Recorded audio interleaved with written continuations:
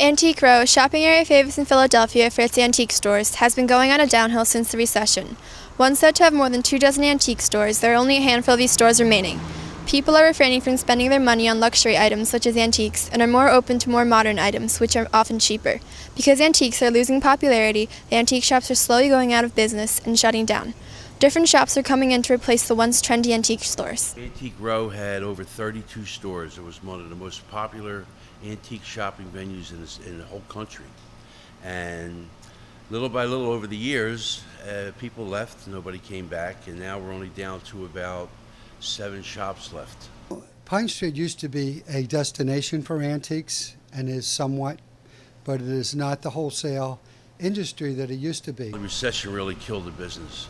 The last 8 years, it's been on a downhill, and the last 2 years, there's been no business at all. When the first gas crunch came in the 70s, that's when it started to change. Antique sales have gone down over the years since the recession started, and modern stores are gaining more customers. People no longer have the money for antiques, so items from large chain stores save money. Even during the recession, modern stores are having good business, while antique stores are struggling.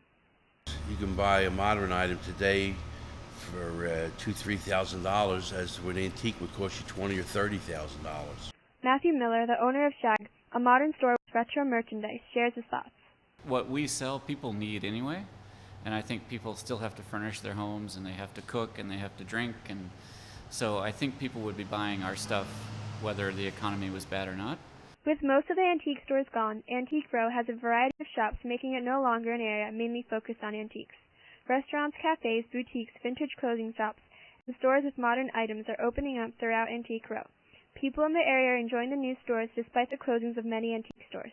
It's got a nice eclectic mix now of new shops, antique shops, boutiques, restaurants, bed and breakfasts. So it's drawing a lot more people to the area than it probably did when it was an antique area. Back in those days, it was mostly other dealers from across the country that were coming here to shop.